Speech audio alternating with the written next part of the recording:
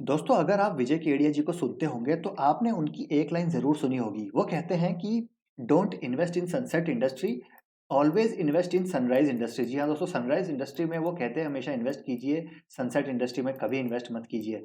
तो मुझे कमेंट करके बताइए आपने अगर ये लाइन उनकी सुनी है, अगर आप उनको कंटीन्यूअस बेसिस पे सुनते हैं या फिर कहीं न कहीं सुनी हो तो ज़रूर कमेंट करके बताइएगा। तो आज इसी के बेसिस पे दोस्तों मैं आपसे बहुत ही बढ़िया चीज़ यहाँ पर आज इन्फॉर्मेशन देने वाला हूँ आपको। और बहुत ही इम्पोर्टेंट वीडियो होने वाला है आपके लिए अगर आप एक लॉन्ग टर्म इन्वेस्टर हैं, इन्वेस्टिंग करते हैं, तो आपके इन्वेस्टिंग करियर में दोस्तों ये एक जो है सोने पे सुहागा होगा, आपकी नॉलेज में यहाँ पर बहुत वैल्यू ऐड करने वाला है। तो वीडियो को स्किप मत कीजिएगा, एंड तक देखिएगा और अच्छा लगे तो वीडियो दोस्तों लाइक ज़रूर कीजिएगा। और हम बात करने वाले हैं आज कोल इंडिया की। कोल इंडिया देखिए दोस्तों बहुत ही ज़बरदस्त फंडामेंटल्स हैं इसके, लेकिन जहाँ पर मेन दिक्कत आती है वो है इसका बिज़नेस मॉडल। जी हाँ दोस्तों, बिज़नेस मॉडल। अभी बिज़नेस मॉडल पे मैं जाऊँगा, सबसे पहले मैं आपको इसके फंडामेंटल्स दिखाता हूँ। देखिए, एक लार्ज कैप कंपनी है, 83,000 करोड़ का मार्केट कैप है। अगर आप इसका पीई देखेंगे तो बहुत ही सस्ते पीई पे अवेलेबल है, बहुत ही सस्ते 6 के पीई पे ट्रेड कर रहा है। आरओसी देखिए ज़बरदस्त 73 का। रिटर्न ऑन इक्विटी देखिए 57 की। ऑपरेटिंग प्रॉफिट मार्जिन भी अच्छा है और सबसे बड़ी बात डिविडेंड देखिए आप 8.85 का। तो डिविडेंड देखकर ही दोस्तों यहाँ पर कई लोग जो है इन्वेस्ट करते हैं। तो मुझे कमेंट करके बताइए क्या आप डिविडेंड इन्वेस्टिंग करते हैं या फिर आप यहाँ पर जो है वैल्यू इन्वेस्टिंग करते हैं? मुझे ये सोच के दोस्तों ज़रूर बताइएगा, ये मतलब कमेंट ज़रूर करके बताइएगा कि आप क्या करते हैं? आप अपनी कैपिटल एप्रिसिएशन के लिए इन्वेस्ट करते हैं या फिर सिर्फ डिविडेंड के लिए इन्वेस्ट करते हैं? प्लेजिंग देखिए ज़ीरो, सब कुछ बढ़िया है, मतलब डेट कंपनी में बिल्कुल नहीं है। अगर हम इसके प्रॉफिट लॉस स्टेटमेंट देखें तो यहाँ पर देखिए 40,000 से सेल बढ़ते हुए देखिए 96,000 तक पहुँच गए हैं। और यहाँ पर नेट प्रॉफिट देखिए 2,000 करोड़ से बढ़ते हुए यहाँ पर देखेंगे आप 16-17,000 करोड़ तक पहुँच गए हैं। तो क्या ज़बरदस्त यहाँ पर जो है देखेंगे आप इसके जो है फंडामेंटल्स हैं कंपनी के।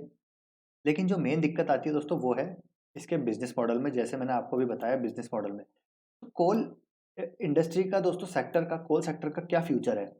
फ्यूचर बताने से पहले मैं आपको यहाँ पर एक चीज़ बताना चाहूँगा, इसका चार्ट देखिए आप। इसका चार्ट को दोस्तों अभी मैं अच्छी तरह से एनालाइज़ करने वाला हूँ, वो वीडियो के एंड में करूँगा। यहाँ पर आपको एक बहुत ही अच्छी लर्निंग मिलने वाली है, तो एंड तक बने रहिए।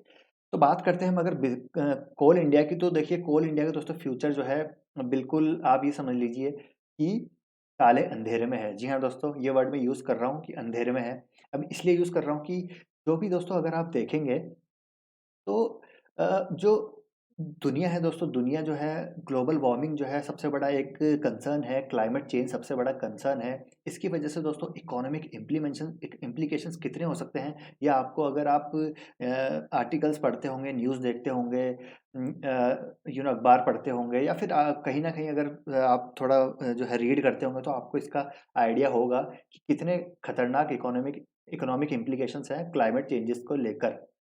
और यहाँ पर अगर हम बात करें कोल इंडिया की, तो आपको पता होगा दोस्तों जो कार्बन CO2 एमिशन है, कोल की वजह से दोस्तों करीब-करीब 40% का यहाँ पर जो है इनका कंट्रीब्यूशन रहता है CO2 एमिशन में। और जो बेसिकली फॉसिल फ्यूल्स होते हैं, उनकी वजह से यहाँ पर जो है CO2 एमिशंस सबसे बड़ा एक बड़ा जो है कंट्रीब्यूटर है कोल।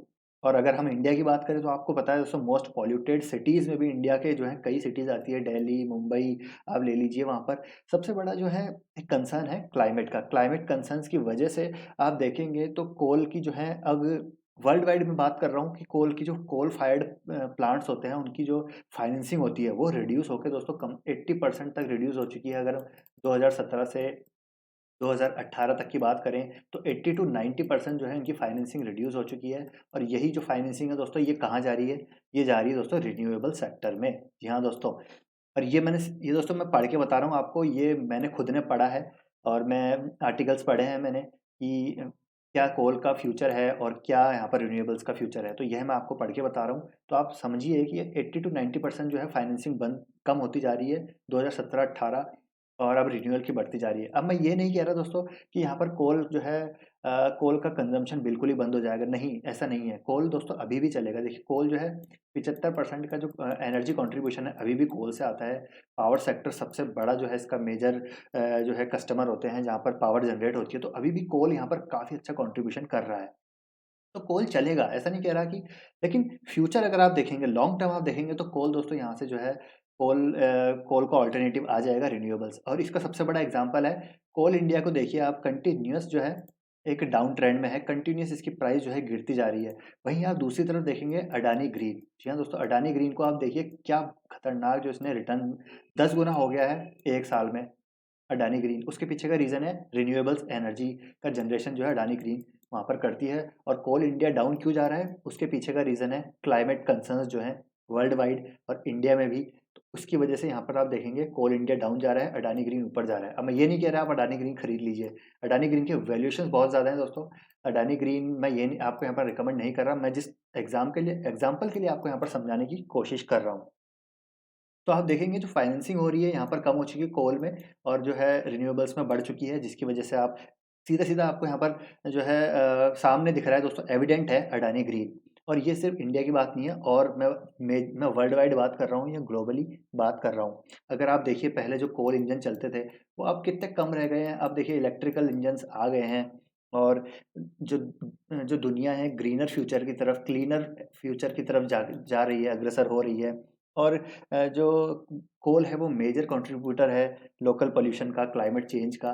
तो यहाँ पर दोस्तों आपको समझना चाहिए बिज़नेस मॉडल पढ़ना आपको पड़ेगा अगर आप एक लॉन्ग टर्म इन्वेस्टर हैं। तो यहाँ पर मैं आपको रिकमेंड कर रहा हूँ दोस्तों, अगर आप लॉन्ग टर्म इन्वेस्टर हैं तो कोल इंडिया से दूर रहिए, और अगर आप ट्रेड करना चाहते हैं तो ज़रूर कोल इंडिया को कर सकते हैं, लेकिन लॉन्ग टर्म इन्वेस्टिंग कोल इंडिया में नहीं है। ये था पहला पॉइंट। अब दूसरा पॉइंट मैं आपको समझाता हूँ चार्ट पे। चार्ट पे आप देखेंगे दोस्तों, तो आप देखिए यहाँ पर मैं आपको समझाना चाह रहा हूँ 2015 से जो है कंटिन्यूअसली डाउनफॉल में। देखिए अगस्त 2015 से यहाँ से देखेंगे आप तो इसका डाउन ट्रेंड में है चार्ट। तो अगर आप इन्वेस्ट करते हैं दोस्तों, आपको लॉन्ग टर्म चार्ट देखना पड़ेगा। 5 साल से कंपनी जो है स्टॉक प्राइस जो है गिरता जा रहा है, कंटिन्यूअस गिरता जा रहा है। देखिए बीच में थोड़े जो हैं एक डेड कैट बाउंस जो आप बोलते हैं जिनको, वो आते हैं। ये देखिए यहाँ आया, फिर यहाँ आया, फिर गिर गया, फिर यहाँ आया। देखेंगे आप तो लोअर लोज और लोअर हाइस बनाता जा रहा है। आप देखिए यहाँ देखिए लो लो, यहाँ से फिर लो फिर लो। तो ऐसी कंपनी में दोस्तों कभी इन्वेस्ट मत कीजिए, लॉन्ग टर्म चार्ट देखिए। इसलिए टेक्निकल एनालिसिस इतना ज़रूरी है कि आपको लॉन्ग टर्म चार्ट देखना पड़ेगा। कंपनी के फंडामेंटल्स तो ज़रूर देखिए, लेकिन एक बार आप टेक्निकल चार्ट भी खोल लीजिए। ये एक लर्निंग है आपके लिए कि आप लॉन्ग टर्म देखिए कि कंपनी कैसा यहाँ पर जो है उसका ट्रेंड कैसा है। लॉन्ग टर्म डाउन ट्रेंड है तो कभी पैसा मत लगाइए। अभी यहाँ से देखिए फिर उठ रहा है ये, तो ज़रूरी नहीं है दोस्तों ये यहाँ से ऊपर ही जाएगा। का जो बिज़नेस मॉडल है वो ऐसा है दोस्तों, यहाँ से उठ के ये एक डेड कैट बाउंस देगा फिर नीचे आएगा, डेड कैट बाउंस देगा फिर नीचे आएगा। तो ये ऐसे ही कंटिन्यूअस 2015 से कर रहा है। तो जो भी निवेशक जिस भी निवेशक ने यहाँ पर अगर मान लीजिए 1 लाख रुपए लगाए होते, तो यहाँ पर देखिए 400 की प्राइस में 1 लाख रुपए लगाए होते, या फिर आप मान लीजिए चलिए 200 पे भी लगाए होते, 200 पे 1 लाख रुपए लगाए होते, तो उसका देख लीजिए यहाँ पर कितना रह चुका होता, पैसा आधा हो चुका होता। 200 से यहाँ पर देखिए 100 रुपए हो चुका है। तो 1 लाख का यहाँ पर जो है पैसा 50,000 रह चुका है। डिविडेंड कितना मिल जाता है दोस्तों? उसको डिविडेंड से कुछ नहीं होता। डिविडेंड से आपकी कैपिटल अप्रिसिएशन नहीं होती। जो आपका कैपिटल अप्रिसिएशन होती है वो शेयर प्राइस अप्रिसिएशन से होती है। कंपनी जो ग्रो करती है उसकी वजह से आपका शेयर जो है आपका कैपिटल अप्रिशिएट होता है। तो ये एक लर्निंग है आपके लिए कि हमेशा लॉन्ग टर्म का चार्ट देखिए। डाउन ट्रेंड में है तो कभी इन्वेस्ट मत कीजिए। आपको देखना है अप ट्रेंड। जी हाँ दोस्तों, अप ट्रेंड में चार्ट होना चाहिए। अप ट्रेंड में है तो मतलब कंपनी में कुछ अच्छा है तभी अप ट्रेंड में है, कंपनी में कुछ गड़बड़ है तभी डाउन ट्रेंड में है। तो ये थी दूसरी लर्निंग। और ये पहली लर्निंग ये है कि फंडामेंटल्स। अब पहली लर्निंग मैंने आपको दी कि बिजनेस मॉडल, दूसरा चार्ट, तीसरा दोस्तों फंडामेंटल्स ज़रूर देखिए। फंडामेंटल्स अच्छे हैं, अच्छे होने चाहिए ऑब्वियसली, लेकिन आपको हमेशा देखना है बिजनेस मॉडल। तो बिजनेस मॉडल मैंने आपको समझा दिया, और इसके पीछे का एविडेंट रीज़न है रिन्यूएबल्स एनर्जी में। आप देख लीजिए अडानी ग्रीन क्या भाग रहा है, और कोल इंडिया का डाउन ट्रेंड क्यों? क्योंकि बिजनेस जो इसका फ्यूचर है दोस्तों अनसर्टेन है। अब अब बात आती है, आप ट्रेडिंग करना चाहते हैं तो ट्रेडिंग हम ज़रूर कर सकते हैं दोस्तों। कोल अभी ख़त्म नहीं होने वाला, जैसे मैंने आपको बताया कोल में अभी बहुत सी संभावनाएँ हैं, कोल में बहुत संभावनाएँ बची हुई है। ट्रेडिंग करना चाहते हैं तो ज़रूर कर सकते हैं, लेकिन लॉन्ग टर्म इन्वेस्टिंग के लिए दोस्तों कोल इंडिया नहीं है। हो सकता है यहाँ से ये करीब-करीब आपको 200 के प्राइस पे भी देखने को मिले, लेकिन आप ज़रूर देखने को मिल सकता है, लेकिन लॉन्ग टर्म में दोस्तों ये नीचे ही आने वाला है, क्योंकि गवर्नमेंट दोस्तों यहाँ पर जो है, अगर मैं इंडिया की बात करूँ या फिर ग्लोबली बात करूँ, यहाँ पर जो फ़ोकस हो रहा है, शिफ्ट हो रहा है दोस्तों, शिफ्ट हो रही है जो सेक्टर्स हैं, क्लीनर एनर्जी, ग्रीनर फ्यूचर की तरफ शिफ्ट हो रही हैं, तो उसके लिए अल्टरनेटिव ऑलरेडी यहाँ पर जो है खोज रहे हैं, जिसकी वजह से दोस्तों कंपनीज़ जो हैं आगे आ रही है, निकल के आ रही हैं। यहाँ पर एक शिफ्ट करना इतना ईज़ी नहीं है, लेकिन स्टिल यहाँ पर जो है आप देखेंगे 10-20 सालों में ये जो है पूरी तरह से शिफ्ट हो जाएगा, ट्रांज़िशन हो जाएगा। तो ये था दोस्तों आज का वीडियो। आई होप आपको अच्छा लगा होगा। कोई भी क्वेश्चन है, डाउट है, तो आप ज़रूर पूछ सकते हैं मेरे से, और कमेंट करके ज़रूर बताइएगा कि आपका क्या सोचना है कोल इंडिया के बारे में। अगर आप इसमें इन्वेस्टेड हैं तो मैं आपको रिकमेंड करूँगा। अगर आप सोच रहे हैं कि अभी ये ऊपर जाएगा तो हो सकता है थोड़ा-सा डेड कैट बाउंस आए, लेकिन लॉन्ग टर्म में दोस्तों आप इसमें इन्वेस्टेड मत रहिए। आपकी वेल्थ ऑलरेडी यहाँ पर डिक्लाइन हो चुकी है।